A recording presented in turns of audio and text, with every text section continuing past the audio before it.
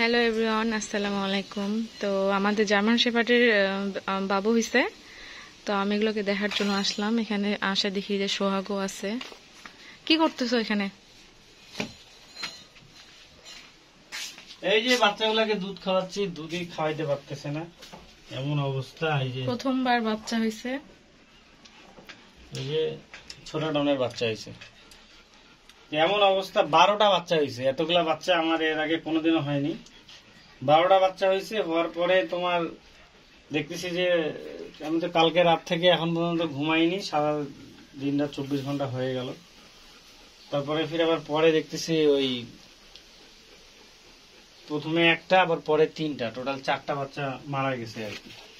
4টা বাচ্চা মারা গেছে, এখন 8টা বাচ্চা আছে। তো সবগুলাকে এই যে দুধ খাওয়াই দিতে হচ্ছে। ও কি নিজে দিচ্ছে না? ও দিচ্ছে, কিন্তু তারপরে বাচ্চাগুলোকে দুধ খাওয়াই দিলে, হ্যান্ড ফিডিং করলে, তাহলে তাড়াতাড়ি করে বাচ্চাগুলো একটু শিখবে আর কি। এই যে এখানে আমরা লাইট দিয়ে দিছি খাচ্ছে যেন গরম থাকে। কালকে রাত 2টার সময় যায় লাইট নিয়ে আসছি। ঠান্ডা ঠান্ডা ওয়েদার। এই যে দুধ খাচ্ছে, একটু কাছ থেকে দেখো। এই যে দুধে লাগাই দিছি, এইভাবে লাগাই দিয়ে দুধ খাওয়াইতে হচ্ছে, না হলে বাচ্চাগুলা মানে দুধ খাইতে পারতেছে না। প্রথম দিন তো, এই জন্য অনেক কষ্ট করতে হচ্ছে। সারা রাত ঘুমাইনি, এরকম অবস্থা। তারপরে ফিরে দিকে তো ডগের খাবার দাবার, রান্না বান্না, অন্যান্য সব কিছু আছে, কঠিন অবস্থা। আমাদের অনেক পরিশ্রম হয়, শুধু বাচ্চা হয় দুধ ছাড়া দিয়ে সেল করি এমনটা কিন্তু না। আপনারা অনেকে ভাবেন যে ডগ খালি বাচ্চা সেল করলাম আর টাকা হয়ে গেল। আসলে যে কত পরিশ্রম করতে হয়, হ্যাঁ, এটা আমরাই জানি। সবকিছু তো ক্যামেরা বন্দি করা সম্ভব না। হ্যাঁ, আর সবকিছু আমরা ক্যামেরা বন্দি করতে পারি না, কারণ আমাদের এই যে হাত, এই ডগের বাচ্চা নাড়তেছি, এই হাত দিয়ে তো আর ক্যামেরা দিয়ে ভিডিও করা সম্ভব হয় না। ময়লা নাড়তে হয় অনেক ধরনের, এই যে যেমন যে ধরনের প্রবলেম থাকে। সব হাতে তো আর ক্যামেরা, মোবাইল নাড়া যায় না। আমাদের ভিডিওগুলো ম্যাক্সিমাম আমরা মোবাইলে করে থাকি। তারপরেও এই যে এটা ডগের ঘর, আমরা এটা ঘিরে দিছি। পরিস্থিতির ব্যাপার, বের না হইতে পারে যে লাইট দেওয়া হয়েছে। আপাতত এটা নরমাল ভাবে এটা আগের করা, এখন আমরা আরো উন্নত মানের করতেছি সবগুলো। মানে এটা আগের করা ছিল, এটা 2 বছর আগের করা, এখন উন্নত মানের করব। সবগুলো হচ্ছে 1 ফিট করে চোখি হবে। হ্যাঁ, চোখি হবে, আর 5 সুতা করে গ্যাপ করে চোখি হবে। 5 ফিট হাইট।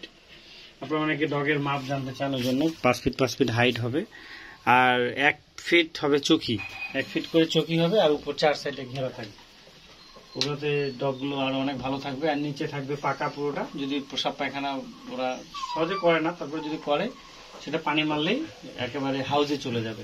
ঠিক যেমন মানুষ বাথরুম করলে হাউজে চলে যায়, ঠিক সেরকম এটাও হাউজে চলে যাবে।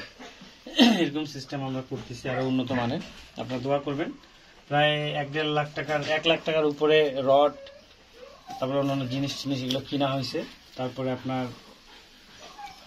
বানাইতে দেওয়া হয়েছে ওয়ার্কশপে। তো তার আগেই বাচ্চা হয়ে গেল, মানে এটা বাচ্চা হওয়ার আগেই আমি বানাইতে দিছি, কিন্তু ওই মিস্ত্রির দেরি হওয়াতে, গাফিলতির কারণেই এই আগেই বাচ্চা হয়ে গেল। যাই হোক, এই যে দুধ খাচ্ছে, এই যে দেখো। সবাই দোয়া করবেন আমাদের এই বাচ্চাগুলোর জন্য টিকে ভালো থাকে, সুস্থ থাকে, তার মাও যেন সুস্থ থাকে। খাচ্ছে, একটা করে খাওয়াই দিচ্ছে আর সরাই দিচ্ছে। এই যে নিয়ে উঠছে দুধ খাওয়ার জন্য উপর। এই যে এখন এটাকে সরাই দিয়ে এখন এটাকে খাওয়াবো। মানে সবগুলো দুধ খাওয়াই দিলে হয় কি, বাচ্চাগুলো ভালো থাকে।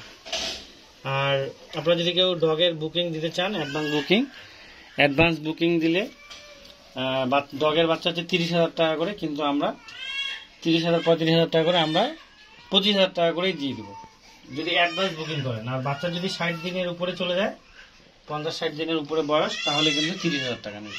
এই যে আমার বাবু কাঁদতেছে, আমি চলে আসছি ভিডিও করতে। সকলে ভালো থাকবেন। আর ভিডিওটা করতে পারতেছি না, রুমে রাখে আসছি। আল্লাহ হাফেজ, সকলে দোয়া করবেন। যে বসছি।